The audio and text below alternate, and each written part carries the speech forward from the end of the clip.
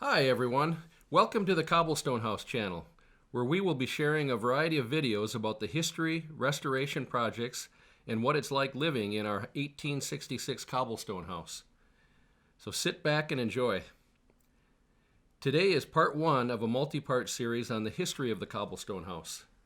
I'll talk a little bit about the history of cobblestone houses in general, as well as cover some more specific aspects of this particular cobblestone house. So let's dive in. Cobblestone architecture is a very specific type of stonework with neatly laid horizontal rows of uniformly sized cobblestones and a decorative mortar treatment to the horizontal and sometimes the vertical joints. The laying of the cobblestones really resembles a jeweler setting stones. The word cobblestone comes from Middle English cob, meaning a rounded lump. Stone means a small rock. Geologists classify cobblestones as being 2.5 inches to 10 inches. In lay terms, a cobblestone is a stone that can be held in one hand. Behind the cobblestone veneer is a limestone rubble wall, as well as a framed wood wall with lath and plaster interior walls. The walls in some places are over 16 inches thick. It's built like a tank. One thing for sure, the big bad wolf is not going to blow this house down. The windows and doors are framed with limestone slabs, and the corners of the building are interlocked with hand-cut limestone blocks called quoins. The soft lime mortar used was made on-site by taking local limestone, breaking it into pieces, burning in a lime kiln, and then slaking it with water to form a powder or paste. The limestone was first burned to form quicklime, or calcium oxide, and then the quicklime was slaked with water, turning the calcium oxide powder or lime into calcium hydroxide. The resulting lime putty would be combined with locally dug sand and water to form the lime mortar. Historic accounts suggest that masons were very secretive about their secret sauce mortar recipes, and everyone seemed to have their own version of it. In any case, the mortars used were extremely durable, as can be seen in the photos. After over 150 years, most of the mortar has held up extremely well and still has great structural and aesthetic integrity. Pretty amazing, really, especially when you factor in the very harsh climate of northern Wisconsin. Although cobblestone construction has been used in England since the Norman invasion in 1066 and other European countries, it was developed here in about 1825, long after the glaciers of the last ice age left numerous small stones called cobbles littering the fields of the Finger Lakes region. Approximately 1,000 to 1,200 cobblestone buildings were constructed in North America during the period between the completion of the Erie Canal in 1825 and the end of the Civil War in 1865. Construction of cobblestone buildings began in New York State and then spread westward to Ohio, Illinois, Michigan, Wisconsin, and even into Ontario, Canada. A few examples also exist in Vermont. However, about 90% of the cobblestone buildings can be found within a 75-mile radius of Rochester, New York. Our cobblestone house was built at the tail end of that period, being completed in 1866. It was built by Bradley Marcy, a stonemason from New York, using cobblestones gathered from the banks of the Eau Claire and Chippewa rivers and limestone from a quarry about a mile or two north of the city.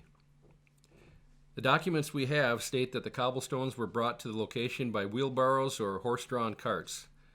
It was an extremely manual, labor-intensive process.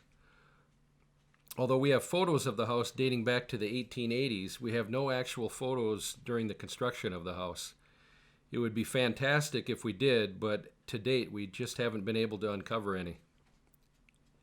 One of the most unique features of this particular cobblestone house is that it was constructed in a Gothic Revival style rather than in Greek Revival style most common in cobblestone houses. The steep pitched roof and cathedral windows are indicative of Gothic Revival style and more commonly seen in churches rather than homes. It is also the only example of cobblestone architecture in the northern part of Wisconsin, and was written about in the book Wisconsin Heritage as one of the few examples of its type in Wisconsin. The house was listed on the National Register of Historic Places in 1974 and the Wisconsin State Register in 1989.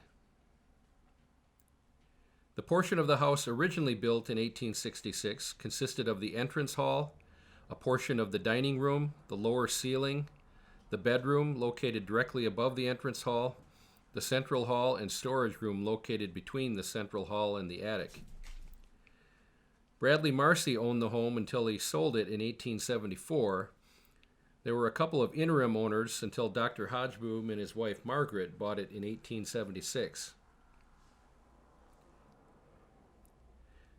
Dr. Hodgeboom added the east annex in about 1879, consisting of 2 parlors and a bedroom downstairs and 3 bedrooms upstairs. As a little bit of local trivia, 2 Eau Claire streets, Hodgeboom Avenue and Margaret Street, were named after Dr. Hodgeboom and his wife. The stonework on the addition appears to have been done by the same expert stonemasons, as the workmanship looks very similar. The dining room was extended along with the added kitchen, downstairs bath, and an open back porch around the turn of the century. In 1907, Mr. and Mrs. Schumacher rented the property and purchased it in 1909. The property went through some minor changes during the year 1910. The long, narrow porch at the rear of the house along Marston Avenue was removed, and the present large enclosed porch was added on. A new hot water heating system was installed and is still in use today, although with a newer modern boiler. Prior to the hot water system, the house was heated with a wood-burning gravity heat system. In about 1916, Mr. Schumacher built the stone garage. He tried to find a stonemason that could replicate the stonework of the rest of the house. However, by this time it was already becoming a lost art, so the stonework on the garage was the best to be had at the time. As you can see by the stonework on the garage, it no longer replicates the jeweler-like stone setting of the main house. The wraparound porch, which once graced the front of the house, was taken down in 1954 after falling into disrepair. The 2-car detached garage was added around 1993 and is the only modern structure on the property. So that's about it for today's high-level overview of the Cobblestone House. We hope you enjoyed this video. If you did, please click like and subscribe to our channel. Share with your family and friends who might be interested as well. In the next episode, we will explore some more details and interesting stories about the Cobblestone House. Until next time, thanks for watching.